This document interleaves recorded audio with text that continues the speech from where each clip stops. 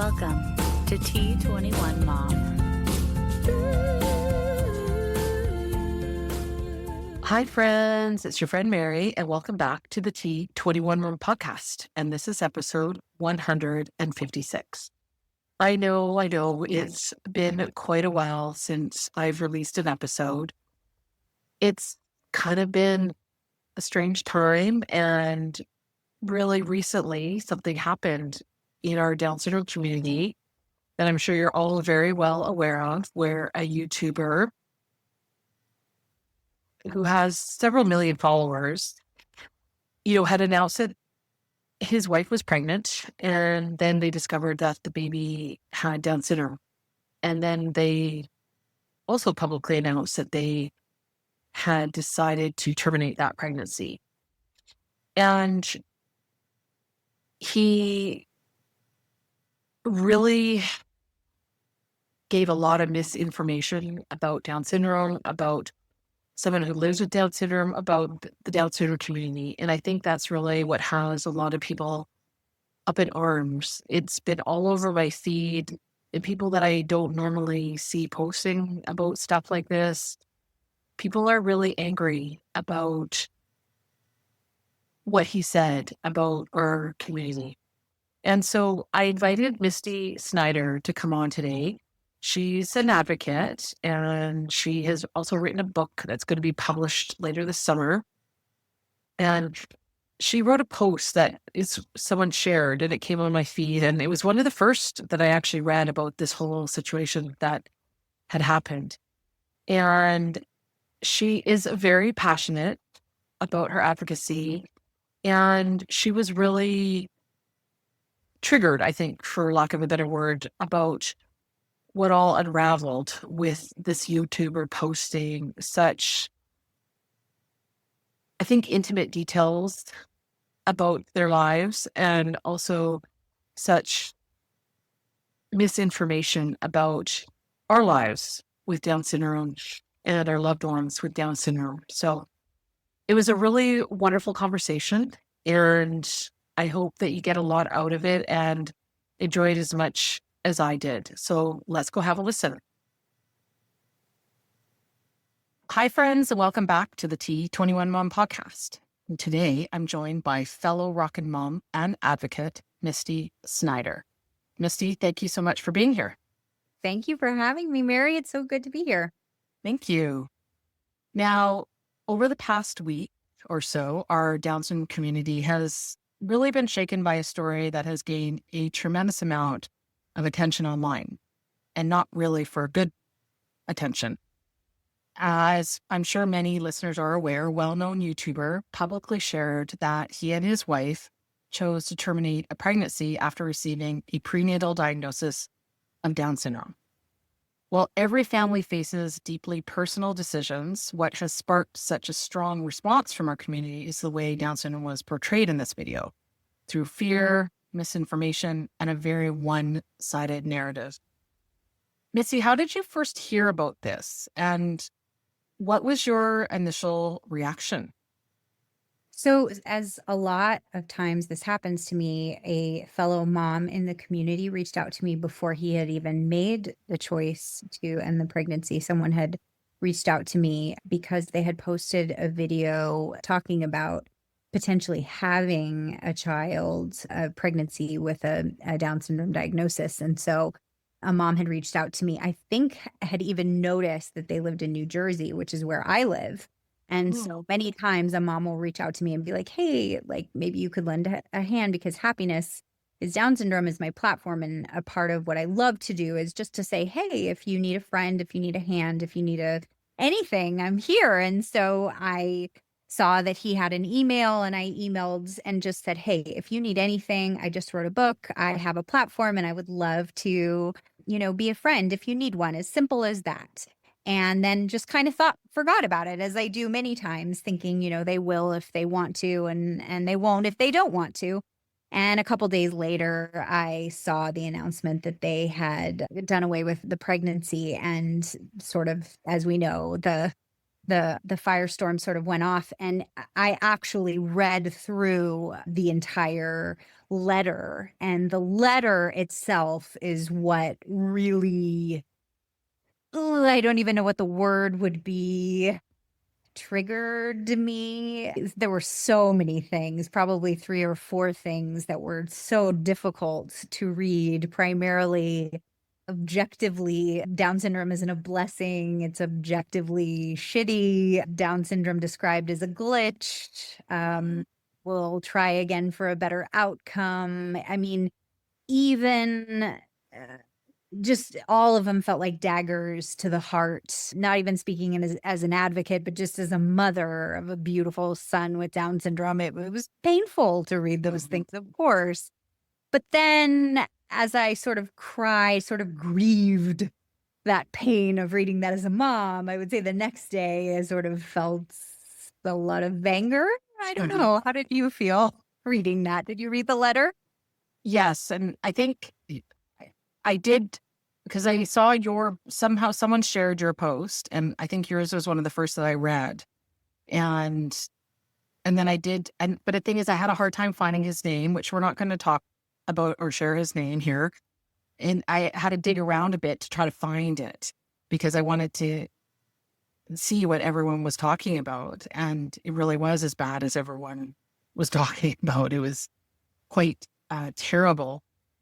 And I mean, you sort of touched on it, but why do you think the story has resonated so deeply and like you said, painfully with so many people in the Down syndrome community? Well, I think we hear about, I mean, the stats show us that many more people choose this route than don't. I mean, there's no surprise in that. Like, none of us are surprised that people make the choice that he did. But I think it was the fact that it was so publicly spoken about. Number one, like, people aren't usually out there with a megaphone saying, this is what I chose to do, and this is why I chose to do it. And more so, as I had conversations with people about this, there was just this very sticky dynamic of, as we're out here advocating for our children, people saying, leave him alone, it's his choice, which I'm not going to go down that route, because what happens is we get in the weeds, right? People have their opinions about that one way or the other. What I was trying to stick to was the fact that his language was A, misinformation, B, offensive, C, he chose not to become a part of our community, so he cannot speak about it. And so he made a choice to bring us into the conversation. And he is not qualified to speak on the things in which he spoke of. And so I went around and around and around in circles with people who just wanted to speak about his rights to make the choice that he made. And they were missing what I feel a majority of our community was trying to communicate, which is, we have a right to advocate for the way our community is spoken about, the way our children are spoken about, and more so, self-advocates, people with Down syndrome, have a right to say, hey, we're people, we can read, we have ears, you're not allowed to say that what I have is objectively shitty. Like, it's so angry. It's just, we're talking about people like they're not in the room. It's unacceptable. What other minority group would that be allowed? It's unacceptable. We would cancel people who do this, and it's just completely unacceptable. 100%. Yes, I was kind of hoping his channel would get canceled, to be honest. Because I think it deserves to be, based on what they've done. And like everyone they can choose to do what they like. But to make it so public, I think was, that's a decision that most people don't publicly share on such a platform like that. And, and like you said, grossly misinformed, wrong information, and has a huge following. So, it was terrible. Well, and another element of his choice is that he chose to make it public. And every choice you make has a consequence. Mm-hmm. Yes, this is a free country and you made a choice, but you also made a choice to make it public, and people are going to have opinions about that choice. So it just felt to me ridiculous that his followers were irate that there was backlash. Of course there was backlash. Yeah. Your words have weight. Mm-hmm. There are consequences to your actions. And he spoke out of turn. He spoke out of his rear end. Like they're just and look, he might have, let's give him the benefit of the doubt. He might have been spewing misinformation from people who told him that. And Mm-hmm. shame on that. Who knows? But like, regardless, at the end of the day, he could have said, we chose to end our pregnancy, period. And guess what would have happened? Nothing. Because no one would have known. It wouldn't have made news. I wouldn't have known because it wouldn't have come up on my news feed. Like, or he could have just gone quiet. Like, go grieve, go do what you're going to do with your family. But at the end of the day, I think it reflected his motives, which I can't speak to those, but to me, it really showed that it really reflected a clickbait mentality. Mm-hmm. because now the narrative is, why can't you just let us be in peace over our decision? Well, please. Like, if you wanted peace, you definitely went about it the wrong way. It just, I think I'm a lot more angry about this than I realize, because now I'm talking about it and I'm really angry. No, but I think we have a right to be angry. Yeah. Right? Because most of us don't have that platform that he has. Mm-hmm. And, he said terrible things, essentially, about our children. And it's offensive to, I think, all of our community, the things that he said. And he could have just been grossly misinformed by the people that he was dealing with. That is a true possibility. And I wouldn't really be surprised if that is a lot of the case.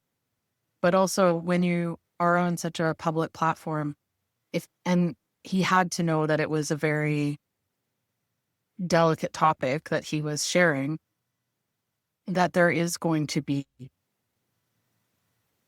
likely there would be backlash. He had to have known that there would be. Like, there's, well, and he then had the opportunity to correct, right? Like, if you find out, if somebody says to you, hey, Mary, that thing you said was actually incorrect, it's actually this. If you have a platform on this podcast, you could say, hey guys, on that last episode, I said this and this and this, and I'd like to correct that. mm-hmm. It's actually this and this and this. He didn't do that. He doubled down. Yeah. Right. Mm-hmm. So he had the opportunity to correct, and he's just doubled down. He's just doubling down on it. Mm-hmm. I know. And you talked about it, but one thing that totally struck me was the language that he used. Like, you mentioned what he said, like Down syndrome was described as a glitch. And much of the discussion that he talked about was focused on worst case scenarios and limitations, which isn't most kids with Down syndrome, what he talked about. And, how, like, you're a mother of a child with Down syndrome, like myself. And, how did hearing those words affect you? You said it's made you really angry. I think it affected me a lot because,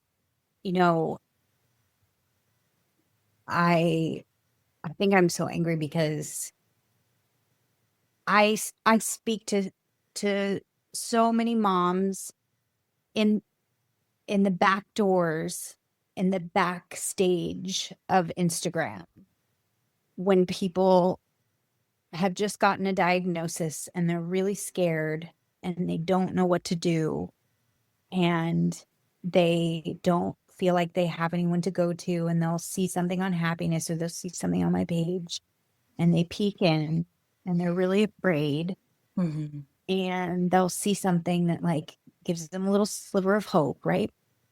And I talk to those people, and I'm sure you've talked to those people, and I know other moms and dads who have talked to those people too, and they're in such a vulnerable state, and I've been in that vulnerable state, Mm-hmm. and my heart is for them because I've been them. And so my heart grieves because I think of maybe a mom or dad who read that or will read that and maybe really, really does want and is thinking about their baby and maybe takes that as gospel Mm-hmm. and is afraid and thinks that there's just there's no hope. And that really kept me up at night all week because it's just not what he said is just not true. Not for me, not Mm-hmm. for my family. Like, it's just not true. And no matter how you slice it, it's not objective. To be objective is fact. And I don't know about you, but it is not a fact that Down syndrome is what he described it to be. It's there are hard things about Down syndrome. There's hard things about our life for sure. None of us would deny that. But the amount of joy and light and beauty that we've discovered through our children, and the amount of love that we carry in our hearts, and the amount of eyes opened through our children is just so vast. And the nuance of our journey is so indescribable that to have that letter to such a large platform to me is just so devastating. It's Mm-hmm. so devastating. It's like it feels like the Mount Everest of devastation to me. And so that's why it upsets me, you know? No, and Just rightly so, right? You're right. It is very devastating. And, I know many parents in our community have shared that this story felt deeply personal, not because necessarily of the family's decision, but because of the message it sent about the value of people with Down syndrome. What conversations have you been having with other parents since this all unfolded? I mean, a lot like what I just said, a lot of cool. There's a lot of work to be done. Mm-hmm. A lot of what if that message was portrayed to him? What if that doctor, because he's in my state, right? And I know that I received a lot of gloom Mm-hmm. in my state, and the termination rate is much higher in my state than other states. And I think that a lot of that has to do with how the delivery is given. And I think that, look, we have to give both sides of the story. We just do. That's a Mm-hmm. part of if you are truly for equipping families with information, you got to give both sides of the story. Like that's Yeah. equipment. That's saying, here's the story of how hard it is. Here's a story of light and love. Here you go. Here's information. Like that's how it should be done. And so I think the conversations I had were just like, dude, there's a lot of work to be done. Mm-hmm. And for me, like, what a relief that I just spent like a year and a half of my life, like pouring my heart and soul into trying to have a book that, like, at least, I mean, it's barely the tip of the iceberg, but just to at least like a sliver of hope for families of like, here's bits and pieces of every part of our community coming together to be like, here you go. Like, Mm-hmm. please don't listen to this dude on the internet. Like, please Yeah. listen to the people in our community. Please We're listen to living. self-advocates. Yeah. Yes. Please listen to science. Please listen to doctors who've studied. Please listen to therapists and families. And so I think that was the overwhelming thing, is there's just so much work to be done. Our voices have to be louder. Like we have to march. Like we have to, and I don't know about you, but I really felt like there's a lot more people like speaking up. Yeah.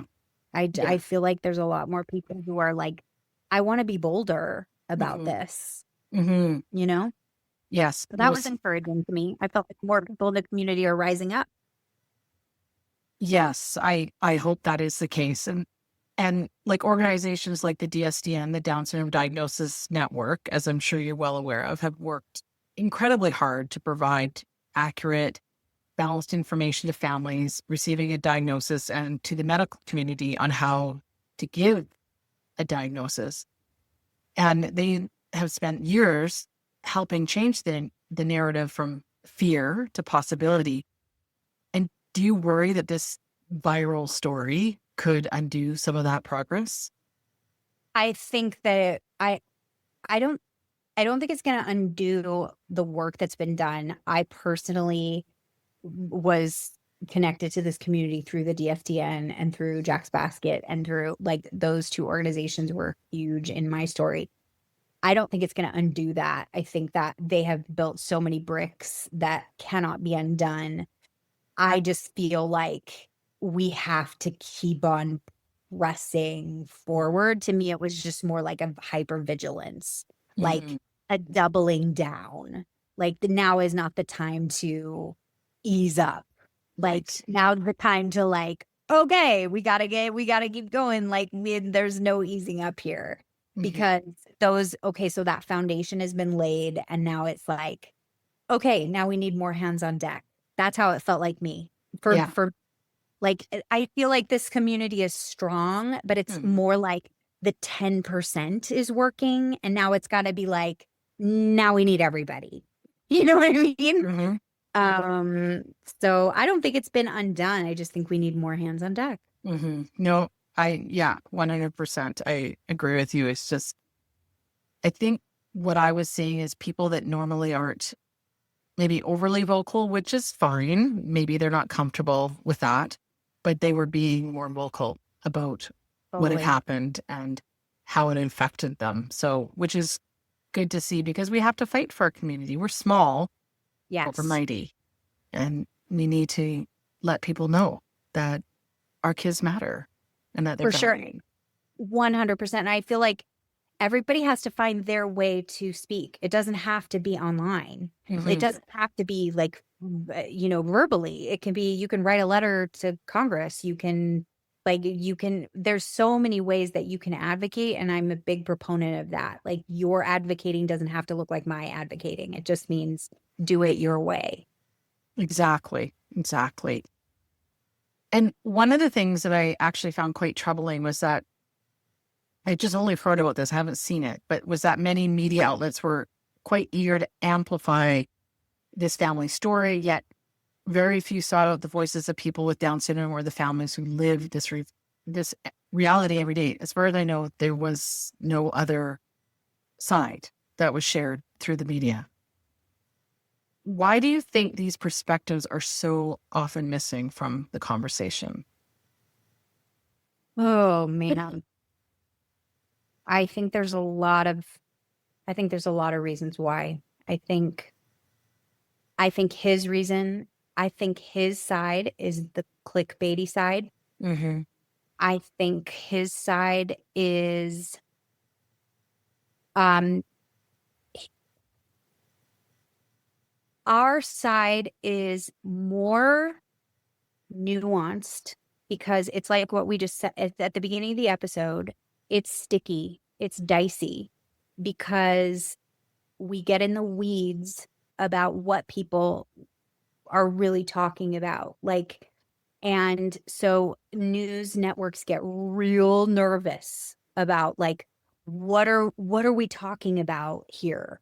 Is this are we going to get in trouble because the pro-choicers and the pro-lifers, and it's like they get real nervous about what they're talking about, and are we going to get in trouble with these people over here and these people over here? Listen to me and hear me clearly. At the end of the day, disability rights matter, period. Both sides shut up. Seriously.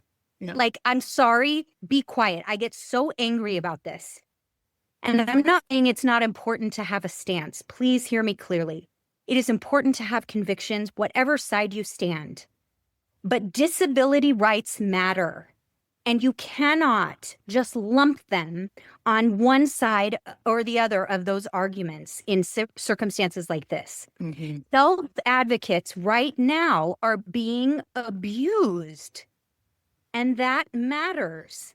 And so news outlets, if anyone hears this, those self-advocates matter, and they have a voice right now. Right now, they have a right to say what this man said to me hurt me and affects me and impacts me. So please don't make it about your political agenda, either side. Mm-hmm. It's about disability rights right now. And so believe me, both sides of those arguments got mad at me because I am tired of it becoming politicized on either side. When there are self-advocates with Down syndrome who are being abused on their own pages. I know. At a certain point, those two politicized sides need to come together for people with Down syndrome, like it or not. And so that's what upsets me, because the news media outlets aren't giving them a chance to do that. Because of that very reason, I really believe it's because of that. Because the liberal side and the conservative sides they won't stand for it because they don't believe that they can. I really think that's what it boils down to. And I'm probably going to get in trouble for saying that, but I think that that's true. I think that you have to take a side, and if you don't, they won't promote you. And I think that it's dangerous because there are vulnerable people with disabilities that are paying the price. Yeah, I know. And I've heard about some of those self-advocates, like some of the comments that people are leaving on their pages is absolutely appalling. It's horrible. It's appalling. And they have a right to think about how they feel about that, don't they? 100%. I know, right? Yeah, and I think it's often keyboard warriors, behind a screen. I wonder, would you say that to me, to my face? Maybe Exactly. not. You're not brave enough, but you're brave when you're behind a screen and there's no one to stop you. Yeah. Well, lots of times they don't think that it's actually the person with Down syndrome who's writing it. Matthew Schwab, who's a brilliant young man who is a friend of mine, he's behind his page. He's writing his posts. And there were people talking about him like he wasn't writing his posts, just talking about him. And I got on there and was like, dude, the guy wrote this post. Get off his page. Like, stop talking about him like he's not here. Yeah. It's so disrespectful. It's so demeaning. And it just goes to show you where we are as a culture. It's like they're not second-class citizens, they're people like you and I. Like, what is wrong with our society? It's despicable, It makes me sick to my stomach. And so I think at the end of the day, we have to find a way in the media that it makes me want to have like a brand new news channel. Oh, yeah. That cuts past all this crap and just says, you need a voice for the voiceless. And it's definitely people in the disability community. Lord have mercy. I know. Yeah, I can see how it's really got you fired up. No, I mean, does it make you want? Like, yeah. NDSS does a wonderful job of this. Like, haven't you seen some wonderful posts? Like, they always have somebody with Down syndrome speaking for themselves. Always. Yeah. Yeah, and I love seeing the self-advocates that are out there. I follow several of them, but it's just been so heartbreaking. Like, for me, it wasn't so much the issue that someone made a personal decision. It's the platform reaching millions of people with shared information that many in our community know isn't accurate or representative of most families' experiences. And, you sort of touched on it, but like, how can we encourage more balanced conversations around prenatal diagnoses and just disability in general? Like, Down syndrome, we're small, right? We're a small community in the grand scheme of things. Like, autism is huge, but but Down syndrome is just small. But I like to think that we're small but mighty. But sometimes that's the challenge, making ourselves heard. I think we can collaborate a whole lot more. Mm-hmm. I think we can join with the other communities. Mm-hmm. And I think having those conversations, that as science progresses, it's interesting that we're saying progresses, because progress often leads to some maybe questionable outcomes. But as science progresses, we may be able to detect autism, right? We may be able to detect when someone is going to have diabetes, when someone's going to have a myriad of different things. And so will then we be saying no more autism, no more this, no more that, whatever. And so it's almost like we have to be having some of these conversations. We have to be, it's going to get uncomfortable, right? Like we should be getting comfortable with being uncomfortable. Yeah. Like we should be able to have these conversations, whether you're pro-choice or pro-life. We should be able to come together and be like, look, I understand we're on different sides of whatever. Can we talk, being on our respective sides? Can we talk and agree to disagree about this? Okay.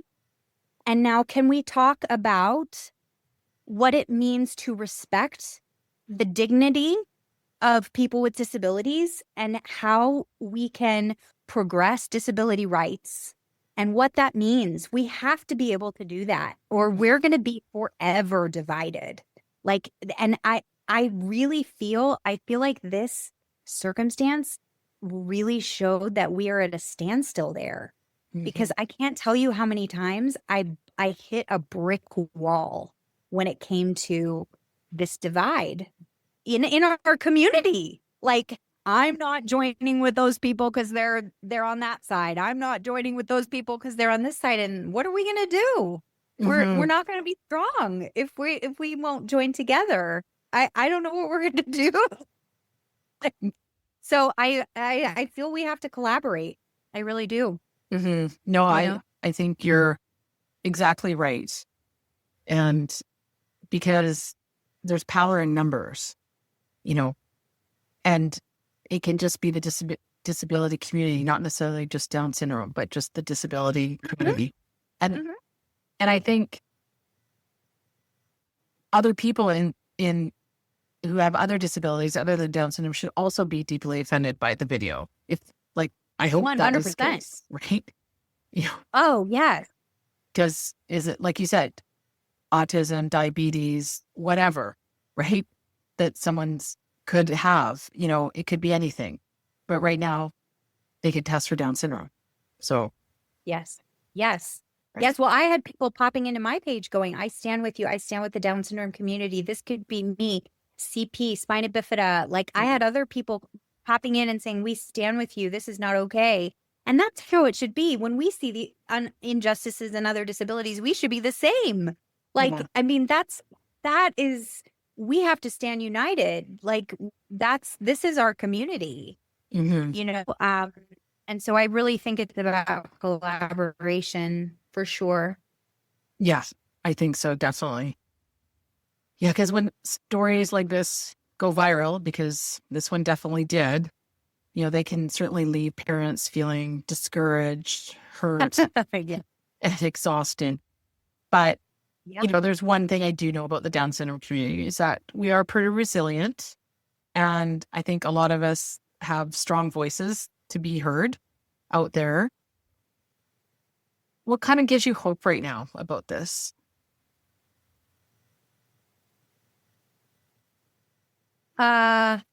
Seeing people that I've never seen before speak up, seeing self-advocates stand up for themselves, seeing organizations just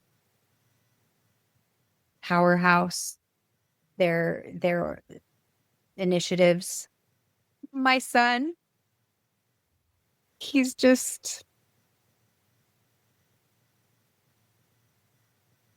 gives me so much hope. I just had knee surgery and I can't walk. It made the week so much harder because I'm literally like, if you can see me right now, I'm like in my bed and I can't move. And so I'm like, I have all this angst because I can't like walk. Like I hurt my knee because I was on these walks. I was doing this a day walk regime, and we had all of these winter, and there was ice that didn't get cleared up, and I slipped and I fell on my knee Oh, and I jeez. tore my meniscus. And yeah, and so I was like, the irony, like trying to like walk and get on this walking regime, and I tore my meniscus and now I can't walk at all. And so to have this happen when I'm stuck in bed and I have like all this time to ruminate and like I don't have any way to like expel all this angst and just this anger, like you can see it in me. I'm just so angry. And so I have these like angry tears that come, and then I just have these like desperate tears that come. And so the other day I was sitting here just crying over someone's desperately ignorant comment about my son.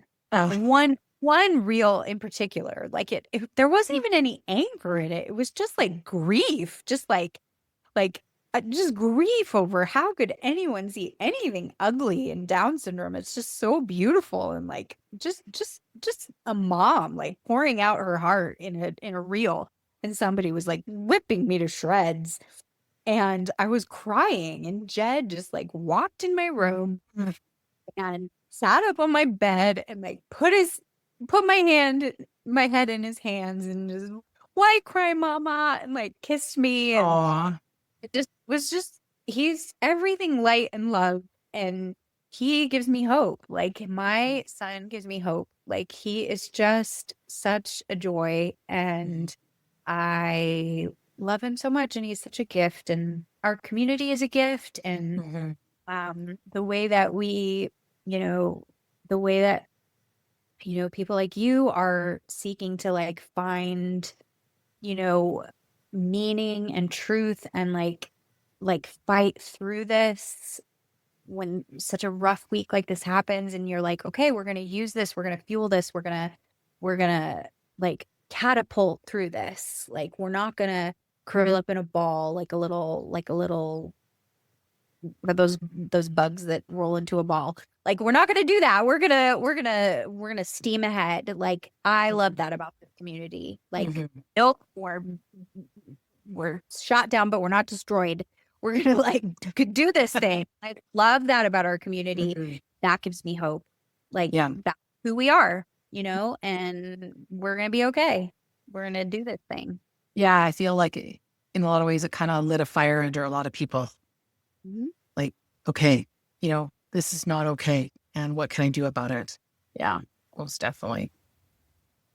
And, for parents that are listening right now, whether they have a child with Down syndrome, have recently received a diagnosis, or simply want to be better allies, what would you want them to take away from this conversation?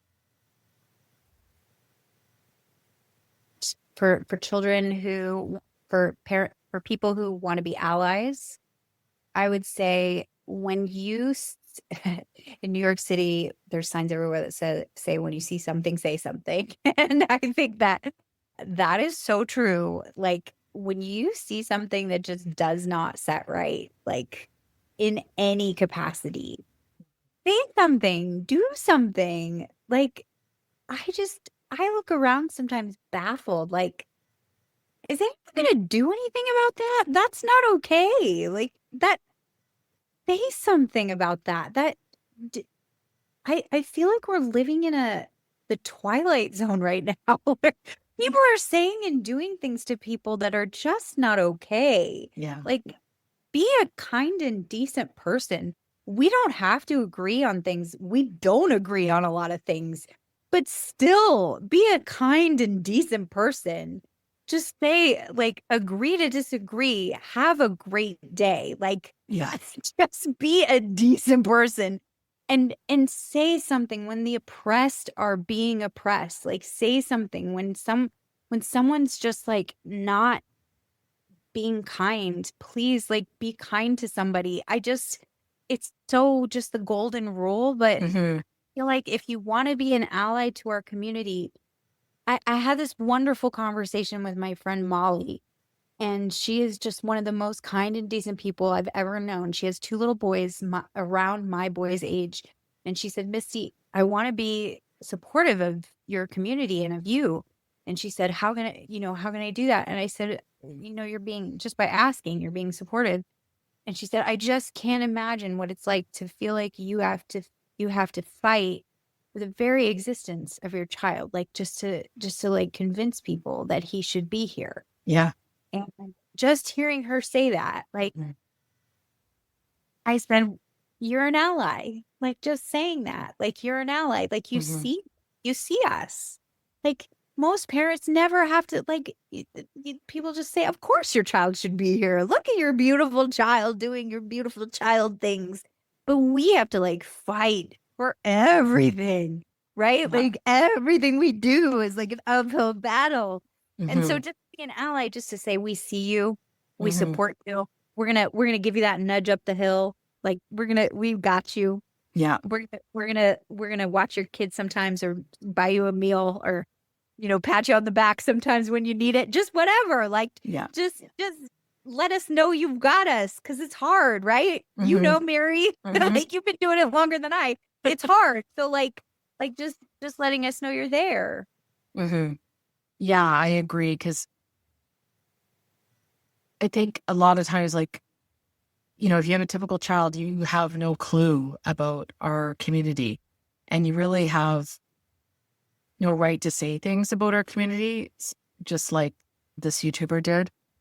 And it's really offensive, when people make those assumptions without knowing anything, you know, just based on, I think, ignorance, really, and lack of education around it, and getting informed, because I think a lot of people are misinformed about Down syndrome. And even though it's the most common chromosomal anomaly, and people still don't really know that much about Down syndrome outside of our community. Isn't that crazy to think about that? Like, Mm-hmm. that people still have so many misconceptions Mm-hmm. about it. It's pretty mind-boggling, but I feel like you're so right. Just listening and learning, Mm-hmm. asking questions, getting curious about us, right? Like, Yeah. I know I was a little off topic, but like I did a little get together. I called it the T21 Mom Mingler for moms of kids with the dual diagnosis. And I asked a couple friends to help me to, put it on. And my friend, she said, yes, because I would love to learn about your community. And she goes, I find their stories really interesting. And, and that meant a lot to me, yeah. that, she's a good friend, but, she also wants to know about my life. I mean, and she's been there from the beginning, like since I was born. So she's well aware of the things I've had to go through, but to hear other people's stories and things like that. And I think there's lots of ways for people who are not in the disability community that they can get involved. Like, like you said, just give that nudge, let people know I see you, because it makes such a difference, especially on those hard days. And we all have hard days. So does.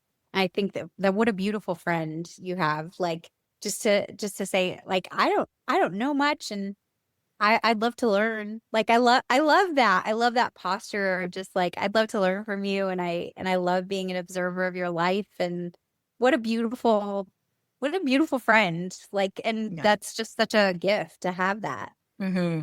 Yeah, I feel very lucky, with my close group of friends that, they have supported me on this journey from the very beginning.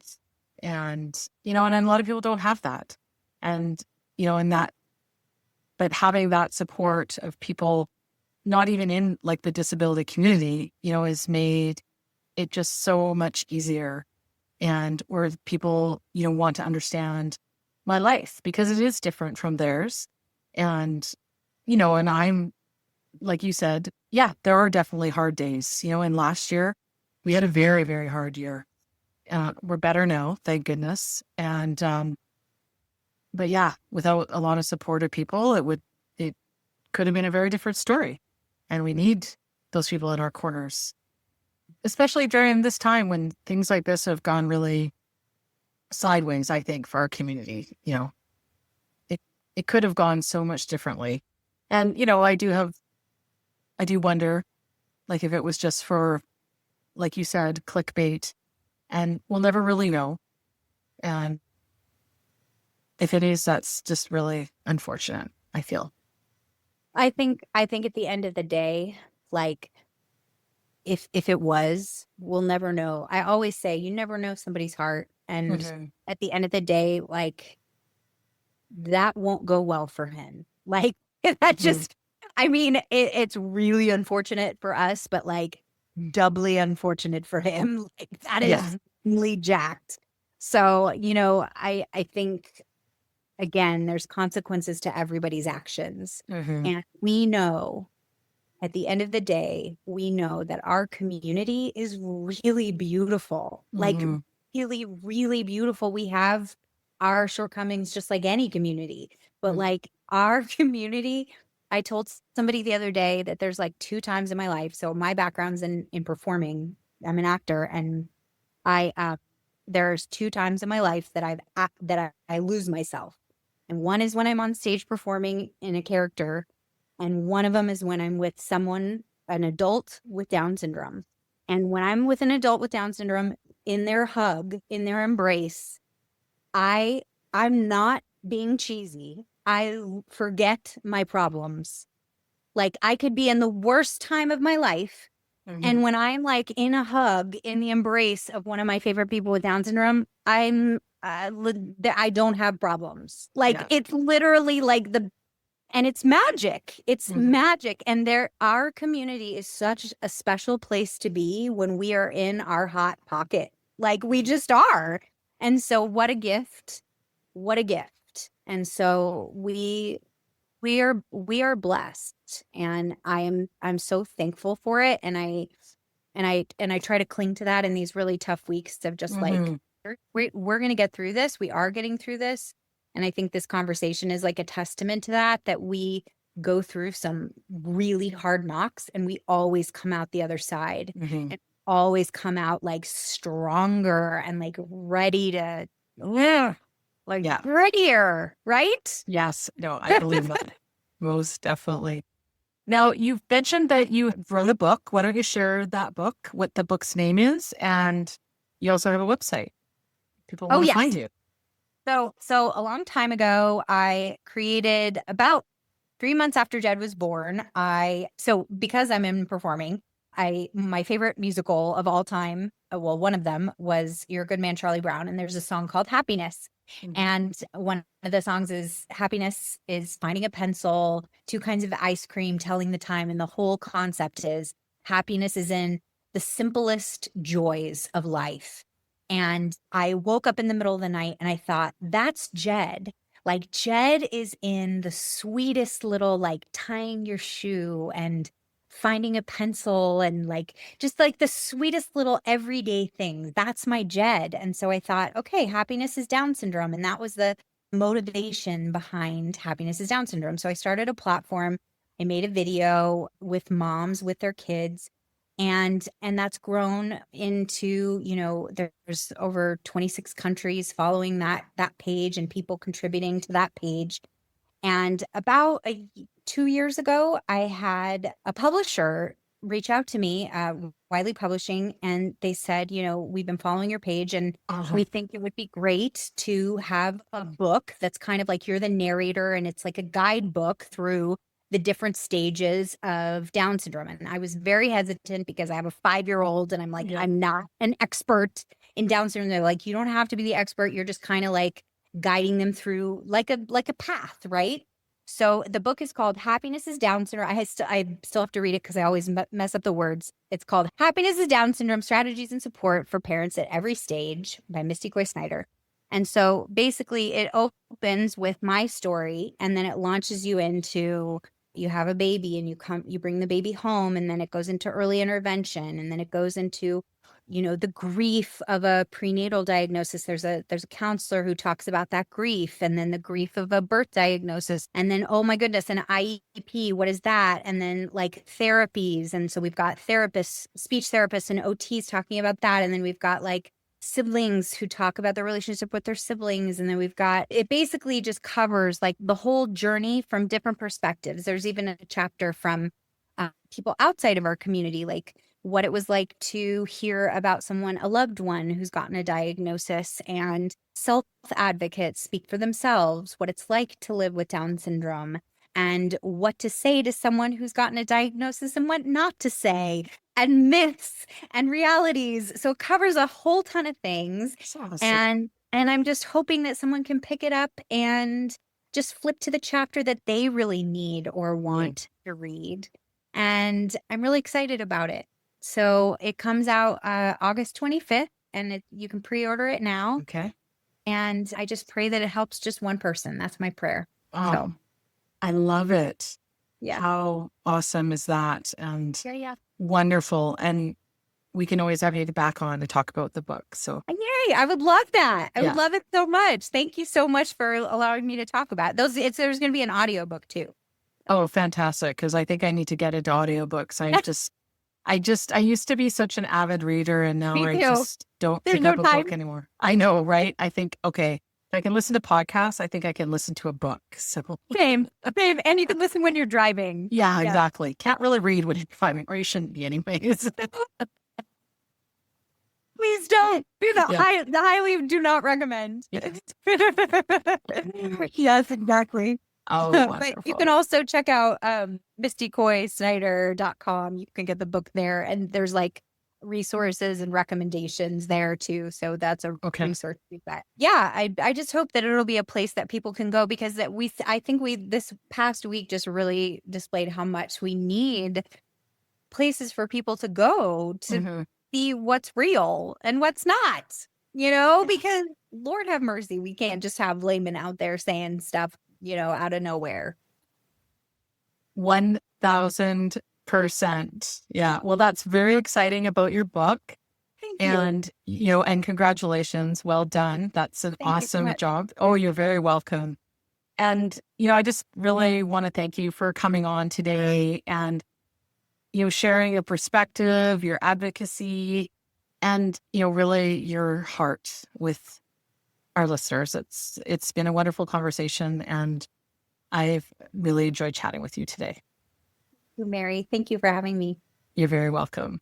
Thanks for listening to the T21 Mom podcast. And I really hope that today's conversation really made you realize how much we need to unite as a community. And as Misty said, there's so much work to do. I just felt all of the events that unfolded regarding this YouTuber, it was really triggering for a lot of people, and it really saddened me to read lots of the things that I read online, and just how saddened it made our community. And I hope it might ignite in some of you, those who maybe don't advocate as much as you would like, or I know sometimes it's just so tiring to always be advocating, and I totally get that, but to also realize why we need to do it. It's so important. It's important for our kids and for the future. And as Misty kept saying, like, just disability rights, for people to see our loved ones, our kids, as humans, that they have the same wants and needs and emotions as the next person, and that we need to come together as a group, as a community, to make our voices heard. So once again, thanks for listening. And remember, I love you, I see you, and I hear you. Keep on loving on your rockin' kiddos, and I'll see you next time.